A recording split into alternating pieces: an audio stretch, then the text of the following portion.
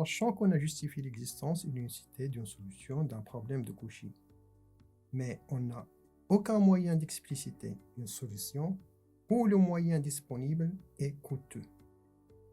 Dans ce cas, on fait appel aux méthodes numériques pour trouver deux solutions approchées. Dans cette capsule, on va traiter la méthode d'Euler.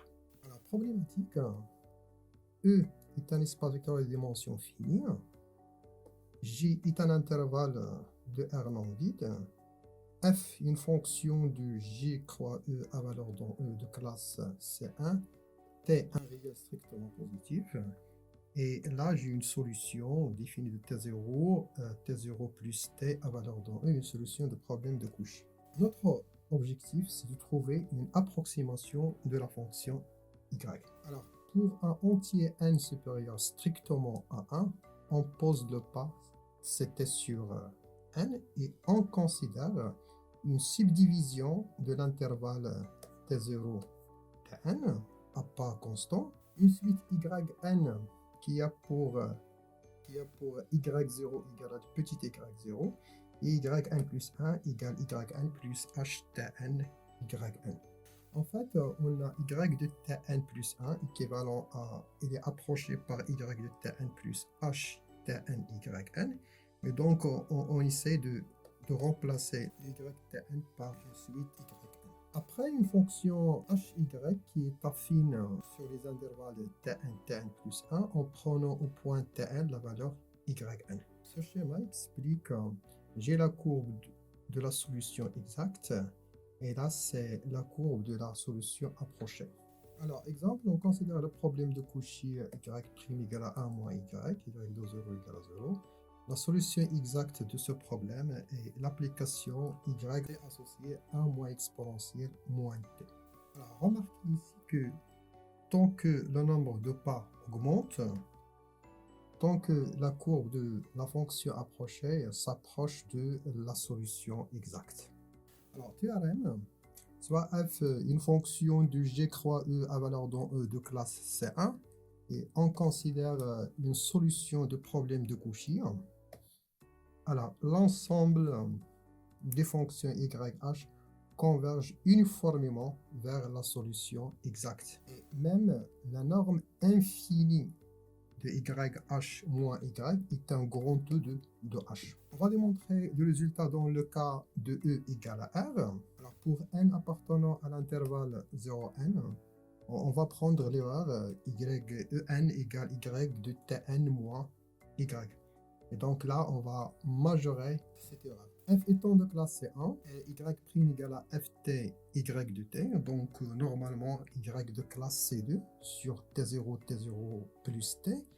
D'après la formule de Lagrange, il existe un psi de n qui est appartenant à Tn, Tn plus 1, tel qu'on a Y de Tn plus 1 égale Y de Tn plus H, Y de Tn plus H carré sur 2, Y seconde de psi de n.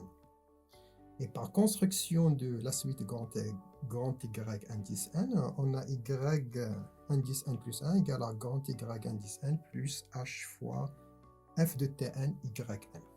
Alors, par différence, on obtient l'erreur En plus 1 égale l'erreur En plus H fois la différence Ftn Yn moins Ftn Yn plus cette erreur. Soit alpha supérieur strictement à 0, donc on va prendre le cas, c'est l'ensemble des couples Tx avec le T appartenant au segment T0, T0 plus T et le X appartenant à R, de telle sorte que les X soient compris entre Y de T plus alpha et Y de T moins alpha.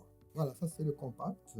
Alors le cas c'est un compact, normalement on vérifie tout simplement qu'elle est fermée et bornée. La fonction Tx associée 0f sur 0y appliquée à Tx, c'est une application qui est continue sur K, donc sa valeur absolue est majorée par un certain réel A supérieur strictement à 0. Pour Tx' appartenant à K, le théorème des accroissements finis nous donne l'existence d'un Z qui est compris entre x et x', tel que la différence ftx moins ftx' égale x moins x' fois 0f sur 0y appliqué à tz. En particulier, l'inégalité, on a l'inégalité suivante. Notons maintenant le m égale le maximum de la valeur absolue de y seconde. Alors, l'égalité en plus 1 égale à en fois plus h fois la différence plus h carré sur 2 fois y seconde. Par passage à la valeur absolue, on trouve que en plus 1 est plus petit que 1 plus a fois h fois la valeur absolue de n fois m plus m fois h carré sur 2. Alors là, il y a une histoire. Il faut démontrer normalement que les yn ne sortent pas du compact, mais on peut démontrer que lorsque h est assez petit ou bien le nombre de pas est assez grand, les yn restent dans le compact K.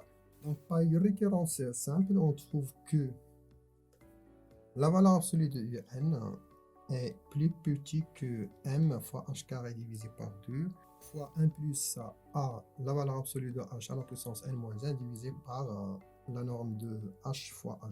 Et par l'inégalité 1 plus x plus petit que l'exponentielle de x, on trouve que l'erreur, la valeur absolue de l'erreur est inférieure ou égale à la valeur absolue de h fois m divisé par 2a et exponentielle à t moins 1. On considère maintenant l'application affine, qui est affine sur les intervalles tn plus 1, et prenons tn, la valeur ytn. Ça veut dire la courbe de l'application G, celui de couleur verte.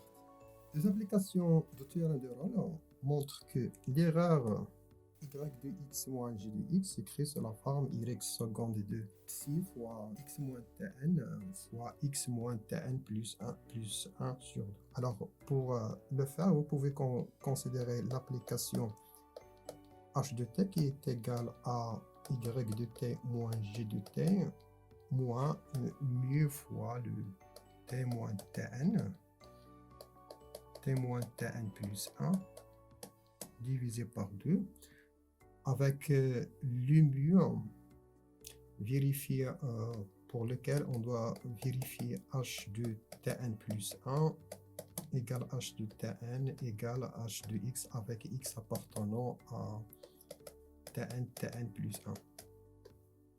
Mais lorsque x égale à tn ou tn plus 1, la relation est vérifiée. Donc on tire que la valeur absolue de y de x moins g de x plus petit que m fois h carré sur 2. On attaque maintenant l'erreur entre g de x et yh.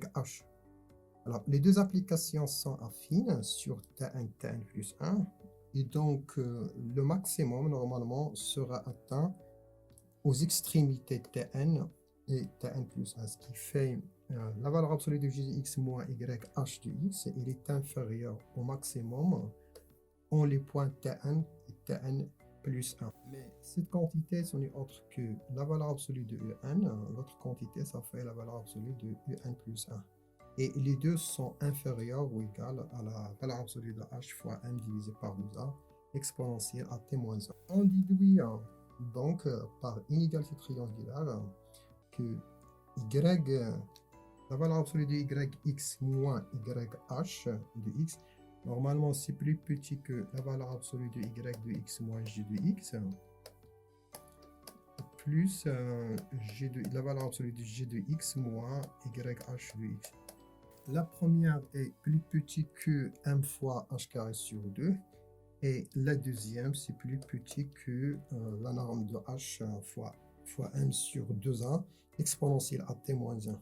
Et du coup, vous avez la majoration.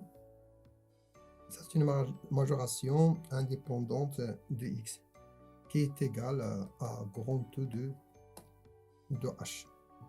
Voilà, donc ceci termine la démonstration. Un exemple, on considère le problème de Cauchy, c'est y' égale à cosinus ty avec la condition initiale y de 0 égale à 0. Par la méthode de Lab, on trouve la courbe approchée et du coup on peut avoir des propriétés de la fonction solution. Par exemple, sa limite à peu près en plus l'infini ça fait 0, la limite en moins l'infini ça fait 0. L'application par exemple elle est impaire et aussi on peut avoir le comportement de la fonction là où il décroît et là où il croît. Alors, la fonction de l'heure utilisée, normalement, j'ai défini une fonction avec 5 entrées, la fonction, puis la valeur t0, y0, l'amplitude de l'intervalle et le nombre de pas. Et elle me donne quoi? Elle me donne la liste des tn et des gants yn. Là, les commandes utilisées pour le premier exemple. Ici, vous trouvez les commandes utilisées pour le deuxième exemple. Par cet exemple, on termine notre capsule. Merci pour votre attention.